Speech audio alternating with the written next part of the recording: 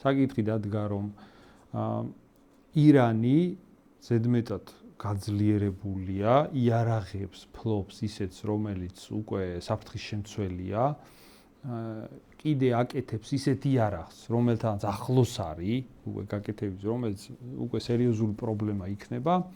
ამიტომ თან ირანი არ იქცევა ეს მთავრობა ისე, რომელიც მოლაპარაკებისთვის მზად არის, ამიტომ ირანში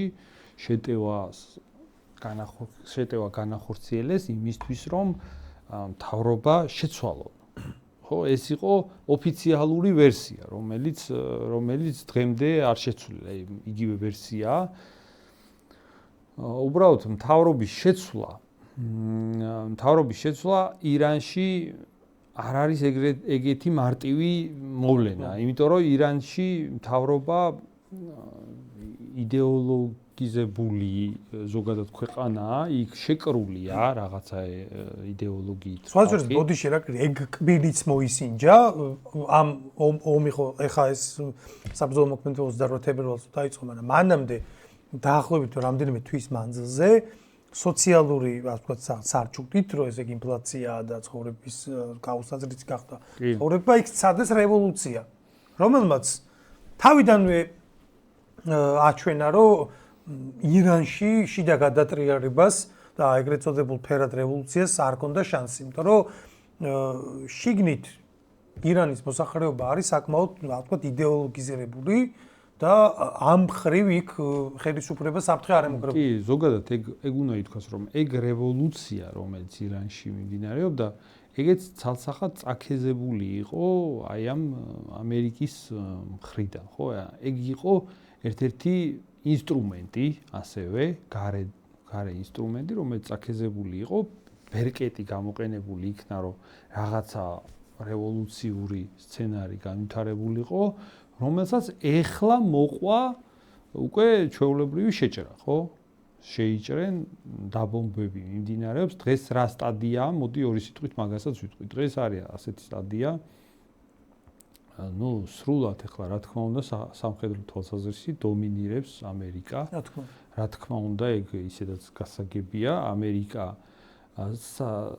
ცას აკონტროლებს და იქიდან გამომდინარე, რომ ირანს ნაკლებად შეუძლია იერიშის მიტანა კონკრეტულად კონცენტრირებულ სამხედრო ძალებზე, ამის გამო ირანმა იერიში მიიტანა ამერიკის იმ რეგიონში არსებულ ბაზებზე, სხვადასხვა გარშემო ქვეყნებზე მიიტანა იერიში, სადაც ბაზებია ამერიკის განთავსებული, ხო?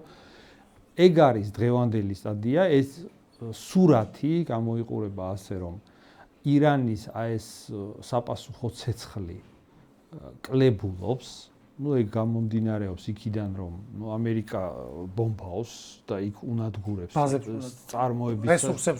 წარმოების საშუალებებს ანადგურებს, გამშვებს პუნქტებს, ხო, იმ რაც შეიარაღების გამშვები დანადგარები რაც არის, იმას ანადგურებს, ანუ ეს ყველაფერი ასეთი სურათია ეხლა, რაც ვიყოფებით, აქედან შეიძლება განვითარდეს მოვლენები სხვადასხვა მიმართულებით, ხო? აქედან შეიძლება განვითარდეს მიმართულება ყველაზე საუკეთესო სცენარი, რომელიც ამერიკას უნდა, არის ის, რომ მთავრობა შეიცვალოს ირანში. მთავრობის შეცვლა, ოღონდ რა იგულისხმება მთავრობის შეცვლა? მთავრობის შეცვლა არ ნიშნავს იმას, რომ ეს ადამიანები, ვინც ეხლა არიან, ამ ადამიანების მაგერად უბრალოდ სხვა ადამიანები მოვიდნენ. მაგას არ ნიშნავს მთავრობის შეცვლა. მთავრობის შეცვლა ნიშნავს ისეთი ხალხის სათავეში მოყვანას, რომელიც დაემორჩილება ამერიკის ბრძანებებს. ანუ მაგას ნიშნავს. ირანი უნდა გახდეს შეერთებული შტატების მარიონეტი. აი ირანში უნდა მოვიდეს, ხო? ეგ კი ბატონო. აი ტრამპის სიტყვებია ის სხვათა შორის, ეგ მე ამაზე სხვა კონტექსტშიც მინდა გითხო, მე ჩვენთან მიმართებით, საქართველოსთან მიმართებით არ რა თქმა უნდა ეს მე ძალიან საინტერესოა სხვა კონტექსტში, მაგრამ აი პირდაპირ ეხა ეს რამდენიმე წუთის წინანდელი არის ერთად მედია საშუალებასთან გაკეთებული კომენტარი. იქ ხამენეის შვილზეა ლაპარაკი, რომ მის ადგილას ხო განიხილება მისი არჩევა, სულიერი ლიდერი. და ტრამპმა პირდაპირ თქვა, ხამენეის შვილი ჩემთვის მიუღებელია, დროს ფუჭად კარგავენ ირანის ახალი ლიდერის დანიშვნის პროცესში პირადად უნდა ვიყო ჩართული. ანუ ირანი უნდა გახდესო ჩემი რაღაცა კოლონია, გუბე, ანუ ამან უნდა დანიშნოს იქ მართლა. ეგ არის, რა თქმა უნდა, როცა იგულისხმება, როცა სამხედრო გზით ქვეყანა შედის და მთავრობას ცვლის, მე ამას რატო უსოხავს? ამას იმიტომ კი არ უსოხავს, რომ რაღაც შეიძლება ვიღაცა მიფიქროს, რომ აბა როგორ ხდება და მაგას რა თქმა უნდა ხაზგას. ამას იმიტომ უსოხავს, რომ საქართველოში პრობლემებია ხოლმე მაგ მიმართულებით რაღაც ცოტა სხვანაირად წარმოუდგენიათ ცხოვრება და ცოტა გონიათ, რომ რეჟიმის შეცვლა ხდება ადამიანის უფლებების გამო და სიტყვის თავისუფლების და გამოხატვის თავისუფლების გამო, ხო? მაგის გამო სინამდვილეში არ ხდება. სინამდვილეში როცა სამხედრო გზით შედის ამერიკა და იქ ითხოვს, რომ შეიცვალოს მთავრობა, მან გულისხმობს იმას, რომ შეიცვალოს ისეთი ხალხით, რომელიც ყველაფერზე ხელს მოაწერს, რასაც ამერიკა ეტყვის. ხო? ეგ იგულისხმება, ეს უბრალოდ უნდა ითქვას. ამიტომ მასეთი ხალხის მოყვანა გულისხმობს ასეთ რაღაცას, რომ ასეთ ხალხს რაღაცა პოლიტიკური წონა იქ უნდა კონდეს ადგილზე, იმიტომ რომ უბრალოდ ამერიკის ჯარის ზურგით ვიღაც ადამიანი მიიყვანოს დასვა, იმას არავინ ეგრე მართველად არ აღიქვავს, ხო?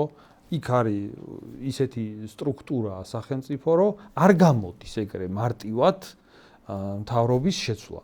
იმისთვის რომ მთავრობის შეცვლამდე მიიყვანოს, მაშინ ძალიან დიდი ხნის განმავლობაში დიდი ასეთი პლასტი უნდა დახოცოს ამერიკა მართველების და მათი ქვემდგომი კიდე რაღაცა ჯგუფები, რომლებიც უკვე ისეთ გარემოს შექმნის, რომ აირია სიტუაცია, ხო? ანუ უკვე ქვეყანა ვეღარ არკვევს ვინ არის ლიდერი, მასეთ მდგომარეობამდე უნდა მიიყვანა, ხო? ეგ არის თუ ვიმსჯელებთ ლოგიკურად. მაგრამ ეხლა ის წარმოდგენა, რომ ირანში შეხვალდა ერთი კაცი ზის და იქ ერთ კაცს მოაცილებდა და ყველა ოვაციებით შეხვდება მაგას და მერე დასვავენ ისეთ კაცს, რომ ყველას უყვარს მერე იმ ხალხს და ამითი იზეიმებს სიტყვის თავისუფლება და გამოხატვის თავისუფლება, ეგ არის რაღაც მიამიტური სისულელე წარმოდგენა.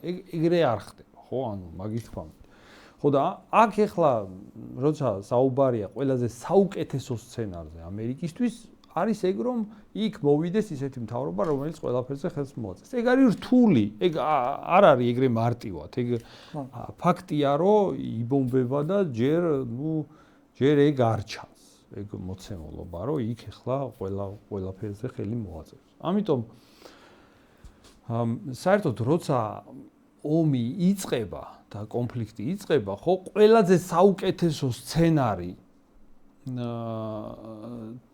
დაისახო და მარტო იმის გამო აკეთო ეგ ყველაფერი, ეგრე ხო არ ხდება, არა? არსებობს უფრო ქვე სცენარებიც, საუკეთესო თუ არ გამოდის, მაშინ სხვა სცენარზე მიდის. არის გეგმა მინიმუმი, მინიმუმი და მაქსიმუმი, ხო? ეხლა მანდ ასევე გეგმა არის ის, რომ ირანის ინფრასტრუქტურა და წარმოების საშუალებები დაასუსტონ. და ანუ ასე ვთქვათ, ირანის სახელმწიფოს მდგომარეობა გადაწიონ უკან. აი ქვეყანა გადაიყვანონ უფრო ძველ დროში, ასე ვთქვათ, თავისი შესაძლებლობებით. ეგ არის ასევე მეორე ამოცანა, რომელიც უფრო ისეთი ამოცანა თავის უფრო ამერიკაზეა დამოკიდებული და ირანში არაფერი რომც არ შეიცვალოს, ამერიკამ რო უბომბოს დიდი ხანი იქ ინფრასტრუქტურა, მანდეთ მიყავს ყველაფერი. უბრალოდ მაგ საუკეთესო სცენარი, მაგრამ ეგ არ არის საუკეთესო სცენარი და მაგ სცენარშიც ამერიკას აქვს თავისი პრობლემები, გაგებით რომ მაგ სცენარის მიმართ ეგ ცოტა გულისხმობს ამ კონფლიქტის გაწელვას დროში, ანუ მალე მოგვარებას არ გულისხმობს ეგ ამ პრობლემის, რაც ნიშნავს იმას, რომ ამერიკაში ხა ეს ძალიან არაპოპულარული ომია, ირანის ომი. არც ერთი ფლანგი ამერიკის ხო ორი მხარეა არსებობენ რესპუბლიკელები და დემოკრატები და მათი მხარდამჭერები. ხო არც ერთის მხარდამჭერში დიდად პოპულარული არ არის.